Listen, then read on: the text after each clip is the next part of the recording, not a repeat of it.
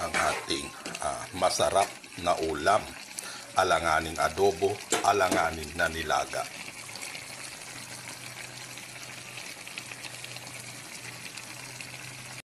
Araw for today's video, tayo ay magluluto na naman ng ating ulam.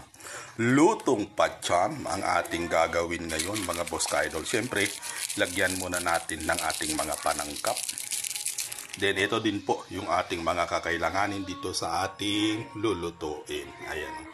Mga simpleng panangkap lang po. Pero meron pa po tayo dadagdag dyan tulad ng pampalasa at saka laurel. Then tayo ay magigisa na mga boss ka-idol. Ayan. Sabay-sabay na po natin nilagay yung ating bawang at saka sibuyas. Try lang po natin na mag-brown po yan. Saka natin ilagay yung ating pork. Ayan na po. Mabango na po siya.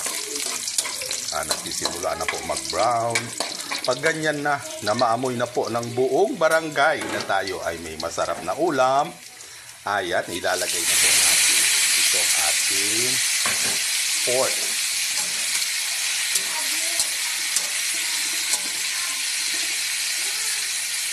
Mga boss ka-idol. At syempre para manunuot po ang lasa nitong ating ulam, lagay na po natin itong ating mga panangkap tulad ng ayan, soy. Then suka. At syempre, ang ating pampalasa. Ang ulam po natin ngayon is alanganin na adobo, alanganin din na nilaga. Ayan. Kaya lutong pacham, mga boss ka-idol. At syempre, takpan po natin yan. Ayan, fast forward po tayo, mga boss ka-idol. At syempre, haluin po natin para mag-incorporate po yung mga simpleng mga panangkap na ating nilagay. Ayan.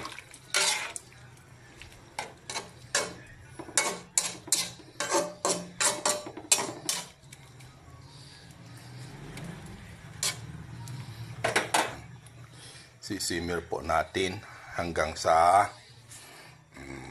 matuyo po yung tubig niya. Saka po tayo magdagdag uli ng kaunting sabaw para sa yung final na templa niya, mga boss ka-idol. Mamaya na po natin ilagay yung papaya. Sabi ko nga, alanganin na adobo, alanganin na nilaga. Takpan muna natin. Ayan. Kasi medyo konti na po yung kanyang tubig, mga boss ka-idol. Pag ganyan na po, ilagay na po natin itong ating papaya. O, diba? Then, isisimmer natin hanggang kumonti yung sabaw.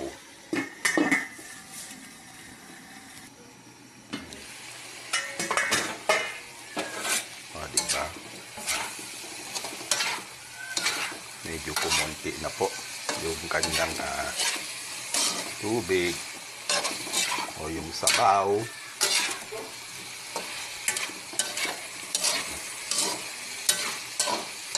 Ganyan lang.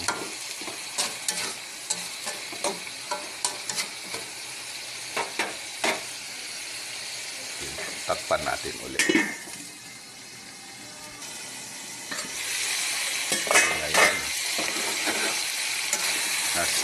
Tumutunog na, nagmamantika na.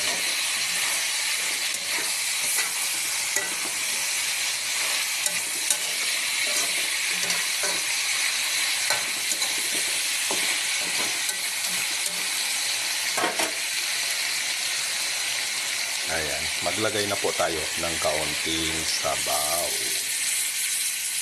O, diba? Tulad ng sinabi ko, na alanganin na adobo, alanganin na nilaga. O, diba? Ayan. Then, pakuluan po natin yan, mga boss ka-idol. Then, titikman po natin mamaya kung okay na po yung lasa bago natin hanguin. Siyempre, takpan muna natin. Ayan. Magdagdag po tayo ng asin. Kasi naglagay po tayo ng sabaw. Yan ito. Magdagdag po tayo ng konting asin. Para umiksakto po yung kanyang templa. Siyempre, ayan, medyo matigas pa po yung kanyang papaya. Sisimmer lang muna natin na ganyan. Takpan muna natin uli. Yan, ito na mga boss ka-idol.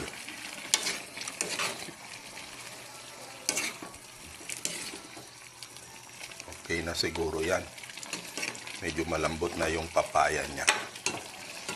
At syempre, titikman po natin kung okay po yung kanyang templa.